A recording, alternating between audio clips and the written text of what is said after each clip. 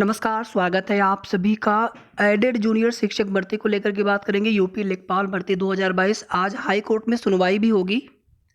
UP PCS 2023 को लेकर के बड़ी अपडेट है और हो सकता है आप सभी ने न्यूज़पेपर के माध्यम से देख भी लिया हो।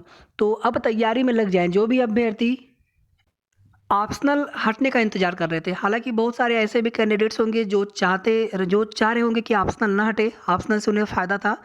लेकिन आप देखेंगे ज़्यादातर जो मानविकी विषय वाले अभ्यर्थी होते हैं या फिर जो यूपी के अभ्यर्थी होंगे, कैंडिडेट्स होंगे, वो यही चाह रहे थे कि ऑप्शनल हट जाए।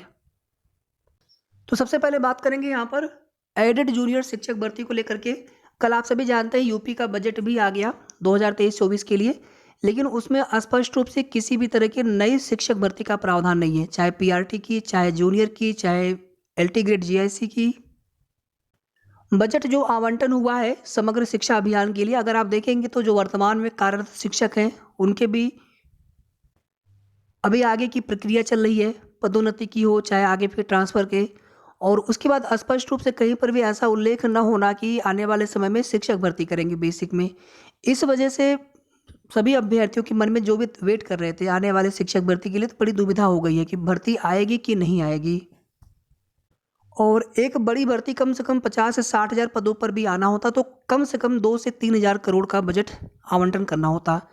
अगर आप देखेंगे आप पर मंथ की सैलरी और 1 साल के लिए अगर आप निकालेंगे कास्ट या पूरा एक्सपेंस निकालेंगे कितना उसमें बजट का आवंटन होना चाहिए था व्यय, तो कम से कम इतना ही होना चाहिए था। तो कोई भी स्पष्ट प्रावधान नहीं है अलग से।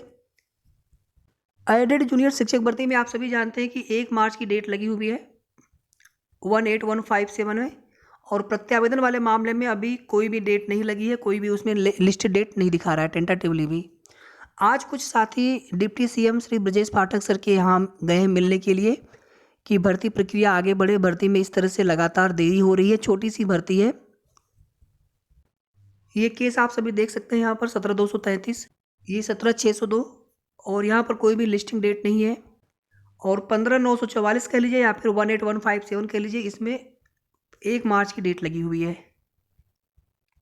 और इसके पहले आप सभी जानते हैं कि 14 फरवरी को पीएनपी सचिव सर ने जो कुछ भी कहा हो कि उसमें हमें भर्ती प्रक्रिया आगे करनी थी, या भर्ती में जो कुछ भी पहले उसमें इंटरिम रिलीफ मिला हुआ था याचिकाकर्ता को, तो उसमें पूरी तरह से स्टे हटवाने के लिए या फिर भर्ती प्रोसेस शुरू करने के लिए एक एप्लीकेशन वहाँ पे जानी चाहिए थी।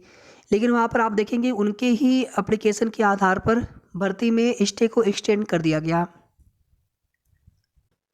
और जब भर्ती में स्टे हट गया था या फिर जब कोर्ट ऑर्डर में स्टे मेंशन नहीं था, तो भर्ती आगे बढ़ाई जा सकती थी। बहुत सारी भर्तियां हैं, अगर उसमें कोर्ट केसेस पूरी तरह से समाप्त होने का इंतज़ार किया जाए तो बहुत सारी भर्तियां अभी तक पूरी ही नहीं हो पाती।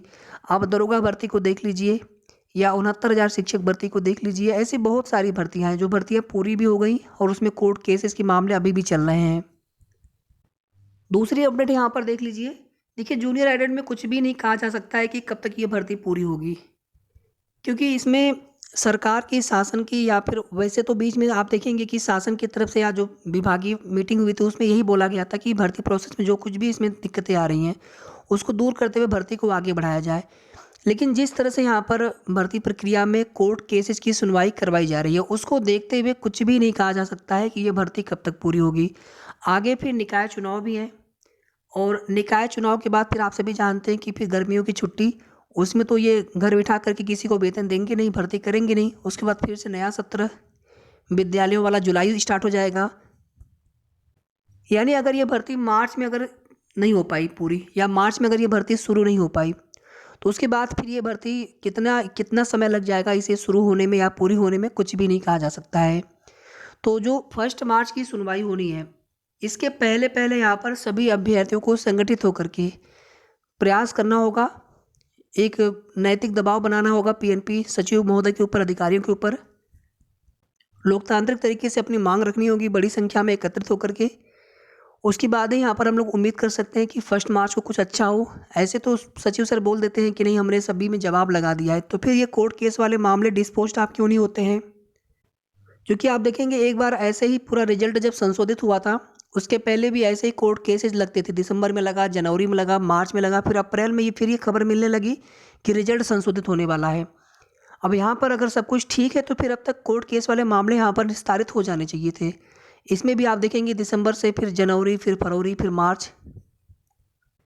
दूसरी अपडेट यहाँ पर देख लीजिए, यूपी लेखपाल भर्ती में इलाहाबाद हाई कोर्ट में 19,234 वाला मामला निस्तारित हो चुका है और एक प्रश्न पर कोई अंक नहीं मिला, कोई उस पर याचिका मांग स्वीकार नहीं की गई। दूसरे वाले प्रश्न पर जो पूरा वाला प्रश्न था उसमें कोई अंक नहीं मिला। जो दूसरा प्रश्न था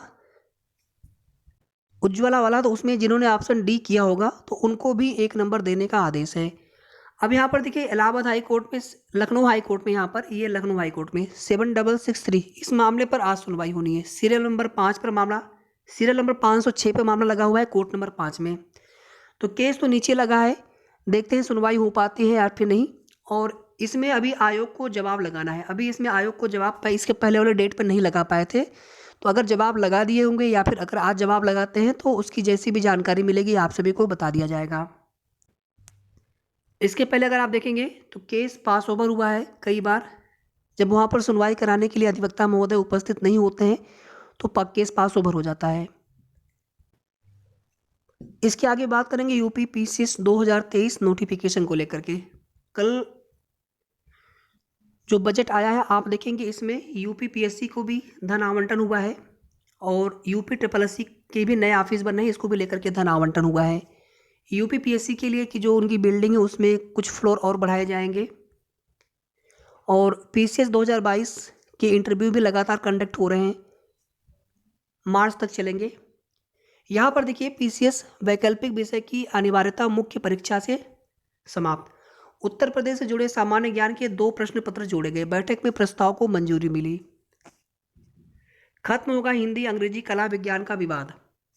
पीसीएस मुख्य परीक्षा से वैकल्पिक विषय हटने के कारण स्केलिंग के विवाद का अंत तो होगा ही, हिंदी अंग्रेजी माध्यम और कला विज्ञान वर्ग के चयन में असमानता का विवाद भी पूरी तरह समाप्त हो जाएगा। मानविकी और विज्ञान वर्ग के सभी छात्रों में समानता हो जाएगी। कला वर्ग के प्रतियोगी छात्र बार बार यह बात कहते हैं कि विज्ञान वर्ग के छात्र विज्ञान के विषयों जैसे गणित व भौतिकी आदि में अधिकतम अंक लाकर चयनित हो जाते हैं, जबकि मानविकी के विषयों जैसे हिंदी, इतिहास, समाजशास्त्र आदि में ये संभव नहीं है। यही सबसे अधिक विवाद का कारण है।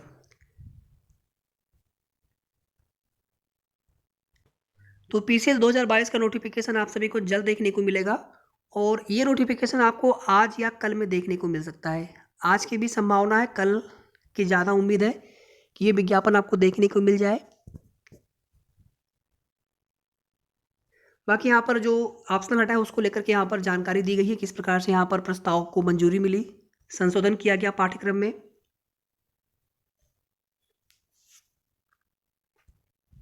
तो ये कुल मिलाकर के अपडेट थी। तो वीडियो को आप सभी लाइक शेयर कर दिया करें और अगर आपने अभी तक चैनल को सब्सक्राइब न किया हो तो ज़रूर सब्सक्राइब कर लें। धन्यवाद।